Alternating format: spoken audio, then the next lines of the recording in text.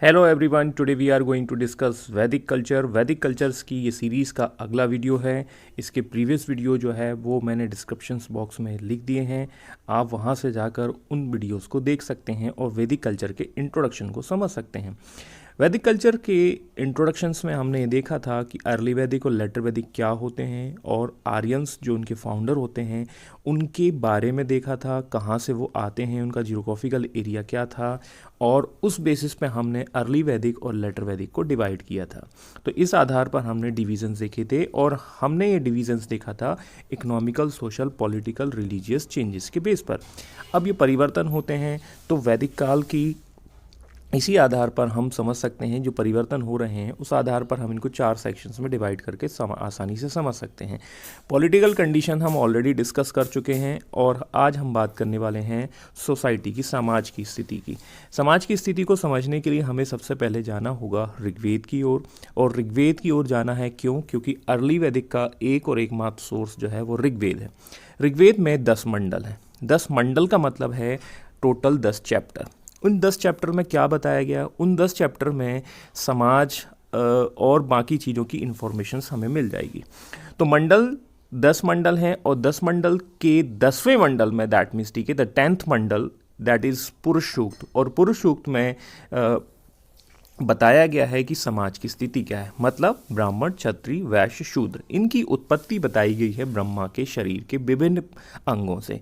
जैसे हम देखेंगे ब्राह्मण का जो उत्पत्ति हुई है वो ब्रह्मा के मुख से हुई है, क्षत्रिय की उत्पत्ति उसकी भुजाओं से हुई है, आम से हुई है, वैश्य की उसकी जंघाओं से हुई है, और शूद्र की उत्पत्ति नेल्स ऑफ द फुट, पैर के नाखून से हुई है।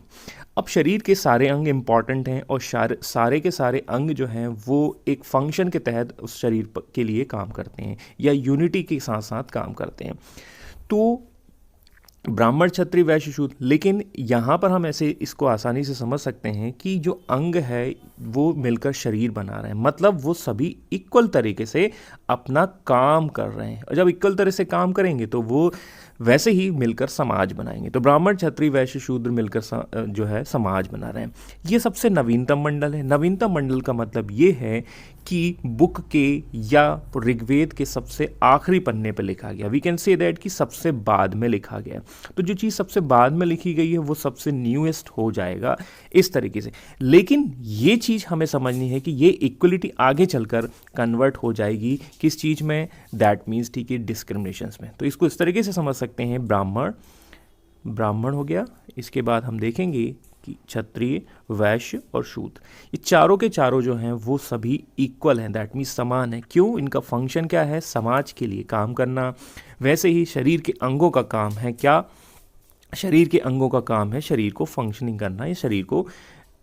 अब लेकिन आगे चलकर क्या होगा? अर्ली वैदिक से लेटर वैदिक, मतलब पूर्व वैदिक काल से उत्तर वैदिक काल में क्या परिवर्तन होंगे?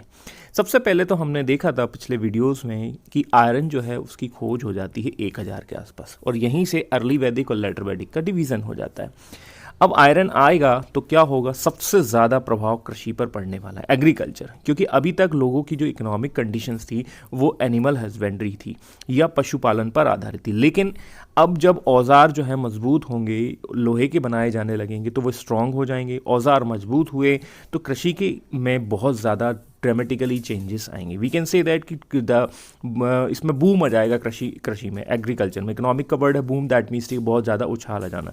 अब जैसे ही ये मजबूत होगा तो कृषि का उत्पादन जो है वो बढ़ जाएगा। एग्रीकल्चर में अचानक से प्रोडक्शंस बढ़ जाएंगे, क्योंकि टूल्स जो है पहले लकड़ी के बनाए जाते थे या किसी अन्य मेटल के बनाए जाते थे, लेकिन लोहा जो है वो आज भी यूज़ होता है, एक स्ट्रॉन्ग धातु है। और जब उत्पादन बढ़ेगा तो सीधी बात है पैसा आएगा, मनी आएगा। और मनी के आने की वजह से ही हम देखेंगे कि अब समाज में परिवर्तन होंगे। क्यों? क्योंकि मनी के आने की बाद जो है वो समाज में जो 4 वर्ण हैं, 4 समाज में ब्राह्मण, क्षत्रिय, वैश्य, शूद्र, वो क्या करेंगे? वो उस पैसे को कंट्रोल करने की कोशिश करेंगे और उसकी वजह से अलाइंसेस बनेंगे। चुनाव आने वाले हैं, आप आसानी से समझ सकते हैं कि गठबंधनों का दौर शुरू हो गया है। कारण क्या है? सत्ता को पाना। यहाँ पर वही चीज़ है, इस मनी को नियंत्रित करने के लिए अलाइंसेस का फॉर्मेशन होगा, गठन होगा।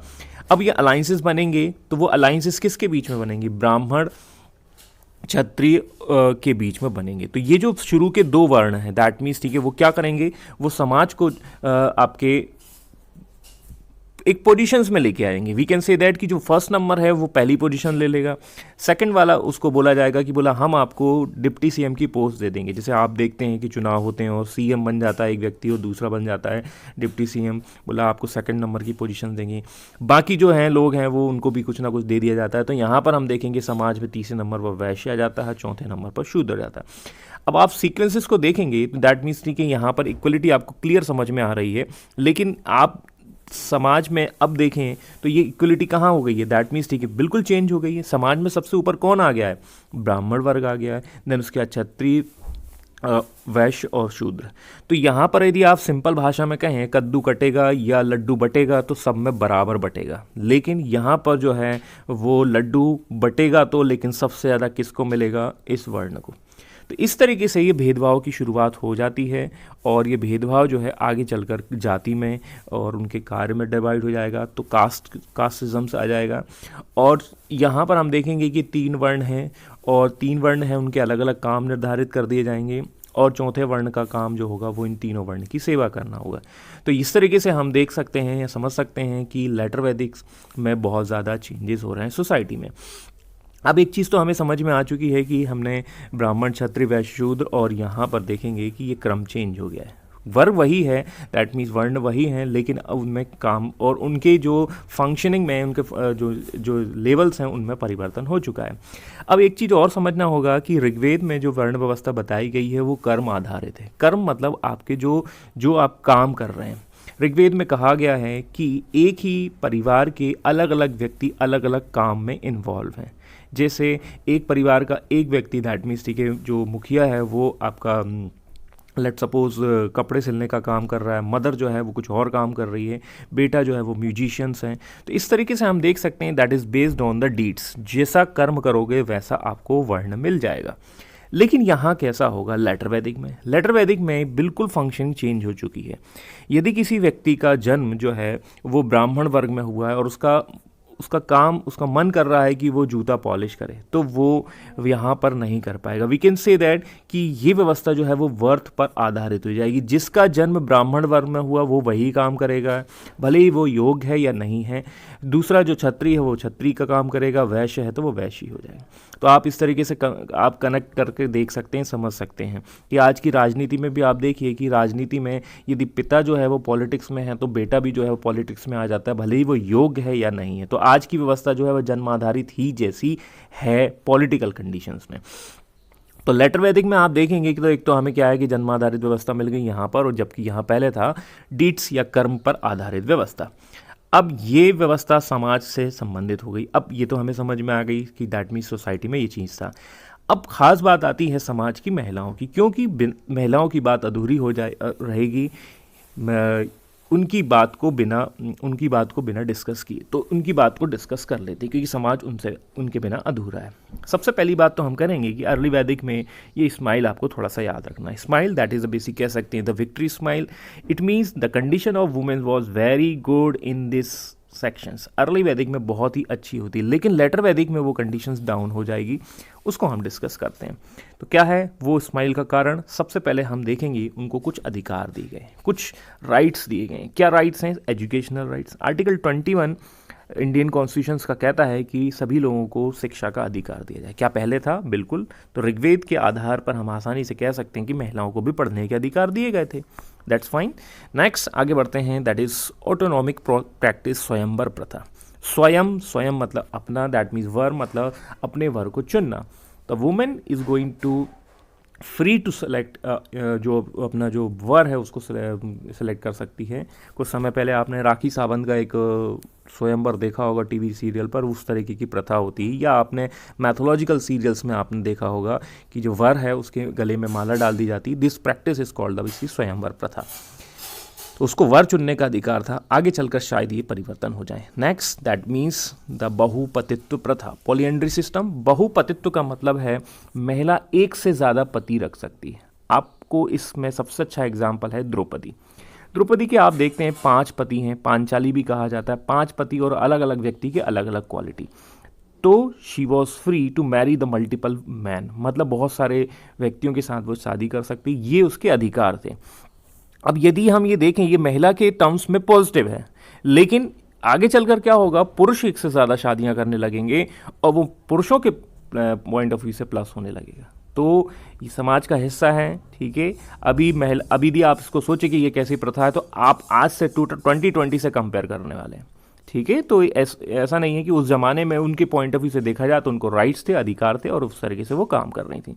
इसके अलावा हम देखेंगे अमाजू। अमाजू का मतलब क्या होता है, यदि वो होल लाइफ अनमैरिड रहना चाहती है तो वो रह सकती है, और ऋग्वेद में इसके लिए यूज़ किया गया है अमाजू।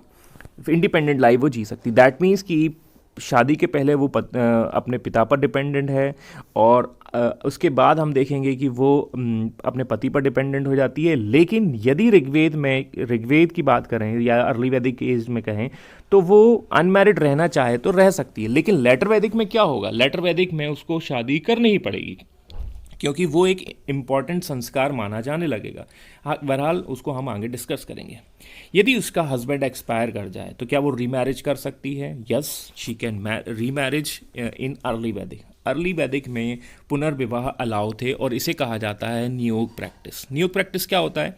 नियोग प्रैक्टिस में जनरली क्या होता है कि एक तो हस्बैंड जो है वो एक्सपायर कर जाए तो उसके छोटे भाई के साथ शादी कर दी जाती है। दूसरा एक कारण और होता है कि यदि सन पैदा नहीं हो रहा है, या कह सकते हैं पुत्र प्राप्त नहीं हो रहा है, तो पुत्र की कामना के पॉइंट ऑफ व्यू से दूसरे मतलब छोटे भाई से शादी कराती, परिवार में ही रहे लड़की। तो इस तरीके की प्रथा जो है नियोग प्रैक्टिस कही जाती है अर्ली वैदिक। तो इस तरीके से हमने देखा महिलाओं की कंडीशंस जो है बहुत ही अच्छी है, और ये स्माइल से आपको पता चल रहा है। लेटर वैदिक में क्या होता है? लेटर वैदिक में ये स्माइल जो है वो चली जाएगी। क्यों? क्योंकि ये स्माइल क्यों बनी है, जो अभी हमने डिस्कस किए हैं पॉइंट्स। लेटर वैदिक में ये स्थिति में डाउन होगा, और वो डाउन होगा that means the basic dignity of women is going to decrease, decline होगी। क्या होगा? सबसे पहले हम देखेंगे कि मैंने आपको पॉलिटिकल कंडीशंस के तहत बताया था। पॉलिटिकल कंडीशन में हमने देखा था विदत, सभा एंड समिति। विदत एक के बारे में मैंने पिछले वीडियोस में डिस्कस किया पॉलिटिकल कंडीशन में, आप वहाँ से जाकर देख सकते हैं। मैंने सारे के वीडियो जो है उनकी लिंक डिस्क्रिप्शन बॉक्स में पोस्ट कर दी है। महिलाएं जो है विदत में भाग नहीं ले पाएंगी। जब भाग नहीं ले पाएंगी तो वो जो आपके जो पब्लिक अफेयर्स में मीटिंग्स होती हैं उनमें भाग नहीं ले पा रही। इट मीन्स महिलाओं को सार्वजनिक मामलों या उनमें बोलने का कोई अधिकार नहीं रहेगा। ये तो एक इनका राइट चला गया। इसके बाद हम देखेंगे कि पॉलीगैमी वॉज इन प्रैक्टिस। ये वो बहुपत्नी प्रथा हो गई। अब ये किसके फेवर में? ये मेल के फेवर में, पुरुष के फेवर में आ गई। तो जो आप देखेंगे कि पुरुष के फेवर में आ गया है, तो ये महिलाओं के टर्म्स में नेगेटिव हो जाएगा, तो महिलाओं की कंडीशंस खराब हो जाएगी। दैट मीन्स इसके बाद हम देखेंगे कि क्या उनको रीमैरिज की बात होती है। Window remarriage was not allow, बिल्कुल नहीं अलाउ होगा। इसके अलावा धन का अधिकार, उनकी संपत्ति के अधिकार भी नहीं होंगे। तो इस तरीके से हम देखते हैं कि महिलाओं की कंडीशंस में जो है वो डिग्रेड देखने को मिलेगा, या उनके पास कम राइट्स हो जाएंगे। इसके अलावा ये भी कहा गया है, इसके अलावा इन सब चीज़ों के बावजूद भी यही बात कही गई है। मैत्रेयी संहिता, मैत्रेयी संहिता एक ग्रंथ है या लिटरेचर कह लीजिए, जो लेटर वैदिक से संबंधित है, और उसमें ये बताया गया है कि women was one of the that means के 3 एबल्स, या कह सकते हैं कि वो समाज की तीसरी बुराई है। जैसे बुराई आज की डेट में मदरा भी है, जैसे गैम्बलिंग है, वो भी आज की डेट में एक बुराई के तौर पर देखा जाता है। और वुमेन जो समाज का एक महत्वपूर्ण हिस्सा, उसको बुराई के तहत जोड़ा जाने लगा लेटर वैदिक में। तो लेटर वैदिक की बात की जा रही है, और इस तरीके से हम देखेंगे जब बुराई कहा जा रहा है तो समस्या हो जाएगी। लेकिन अपार्ट फ्रॉम दिस, इतनी सब के बावजूद भी अर्ली वैदिक और लेटर वैदिक दोनों में कुछ इंपॉर्टेंट वुमेन्स की चर्चा मिलती है। इंपॉर्टेंट वुमेन्स का मतलब है दैट मीन्स की जो स्कॉलर वुमेन है। स्कॉलर वुमेन का मतलब है जो योग्य है। जैसे आज की डेट में हम देखेंगे मृदुला सिन्हा हैं, आज की फेमस हैं। मृदुला सिन्हा जो हैं आपके राज्यपाल हैं गोवा की। उसके बाद आप देखेंगे कि और भी कई वुमेन्स हैं, जैसे आप मैरी कॉम को देख सकते हैं, प्रियंका चोपड़ा को देख सकते हैं। ये एक लेजेंडरी वुमेन है या एक आइकॉन है। तो ये एक आज को रिप्रेजेंट कर रही हैं, आज के समाज को रिप्रेजेंट कर रही हैं। उस जमाने में कौन हुआ करती थी? उस जमाने में हम देखेंगे ऋग्वेद में अपाला, घोषा, विश्वरा एंड लोपामुद्रा, ये उस जमाने की इंपॉर्टेंट वुमेन हुआ करती थी, और इनके बारे में कहा जाता है कि इन्होंने कई ऋग्वेद की ऋचाएँ या श्लोक को भी लिखा है। इसके बाद हम देखेंगे कि लेटर वैदिक में क्या है, लेटर वैदिक में द कंडीशंस जो है वो डाउन है, लेकिन फिर भी कुछ शिक्षित महिलाओं के प्रमाण मिलते हैं। तो आप वैसे समझ लीजिए कि जैसे आज की डेट में क्या सभी वुमेन्स जो हैं सबको इक्वलिटी मिल गई है, प्रियंका चोपड़ा को मिल गई है, मैरी कॉम को मिल गई है, लेकिन बाकी वुमेन्स को शायद नहीं मिला, या हम देखेंगे कि जो ग्रामीण क्षेत्र है अभी भी वहाँ पर क्राइम्स या घटनाएं होती रहती हैं। तो सेम वैसे ही है, कंडीशंस तो डाउन थी महिलाओं की लेटर वैदिक में, लेकिन कुछ स्कॉलर्स वुमेन की चर्चा फिर भी मिलती, गार्गी, मैत्रेयन, कात्यायनी। तो इस तरीके से हमने महिलाओं की कंडीशंस को डिस्कस किया, और आज हमने इस वीडियो में देखा है कि सोशल कंडीशंस को डिस्कस कर चुके हैं, और प्रीवियस वीडियो हम राजनीति पर देख चुके हैं। आने वाले वीडियोस हमारे होंगे इकोनॉमिक्स और धार्मिक, जो लेटर वैदिक से संबंध, रिलीजियस फैक्टर्स। तो इस वीडियो में इतना ही है। आप बने रहिए और आने वाले वीडियोस को देखते रहिए। यदि आपको वीडियो पसंद आया है तो चैनल को लाइक करें, शेयर करें और सब्सक्राइब करें। धन्यवाद। जय हिंद, जय भारत।